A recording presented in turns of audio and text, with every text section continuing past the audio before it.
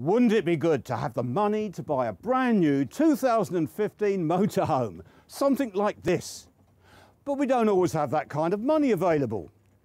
There is, however, a plan B. What if we bought a pre-owned motorhome? You're saying, what features wouldn't you get in a pre-owned one that you would get in a new one? And that's the point of this series, because we're going to find out. How about this Auto Sleepers Executive?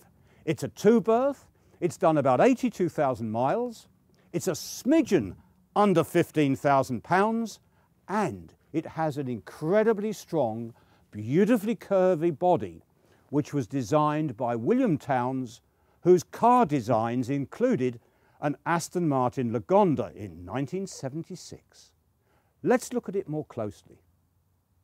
This is referred to as a monocoque body because it's a single piece, and I'm rather anxious to see how well it couples up with the steel panels of the Peugeot cab. Well, this is very, very cleverly done, and there's a diffuser for rain. At this point, it links, and normally on a motorhome you'll see sticky sealant oozing out. Not here. The register is so close and so tight, frankly, it's as good as I've ever seen. Moving on, we see the first of the appliances. This is a Carver water heater, a Carver Cascade, and they're no longer made. Carver has finished manufacture. Worry not, you can still get spares, and there's a firm in Nottingham that services them.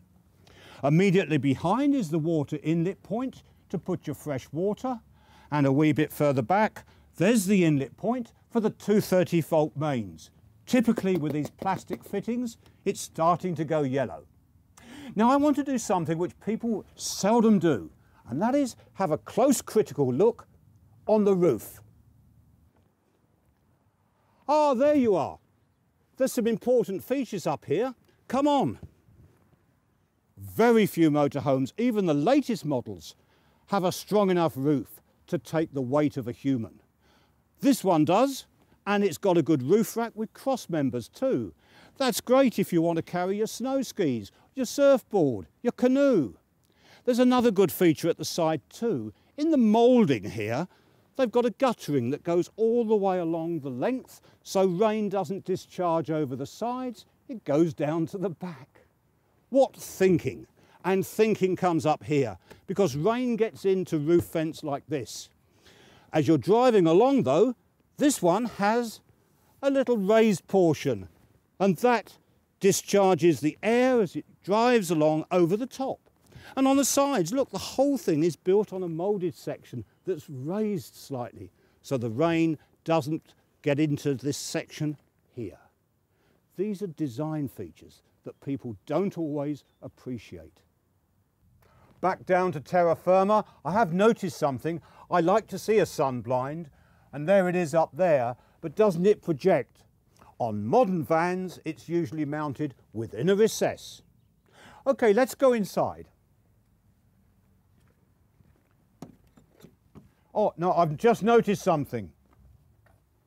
Yes, I feared this. That is completely obscuring the vent. That fridge isn't going to work properly, and I'd want to see a little modification to make space there. We'll go in though. We focused on the construction outside, and I want to talk about construction inside, because Auto Sleepers were noted for the quality of their cabinet making. Just look at this, and don't forget, this is 20 years on since it was finished. The way that fits into the aperture without chafing is notable. And if you look at the shut lines around the sides, they're as good and as accurate as they were when the day this was finished.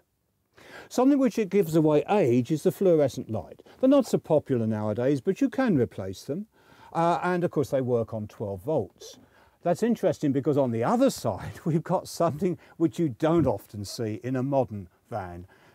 Here's a light that works off the mains, 230 volts. And look, there's the bulb in there. And I like the quality of light that you get from the mains. And if you stop on mains hookups, well then you would be pleased to have this. Turning our attention to space heating, here we've got a very old Carver 3000S.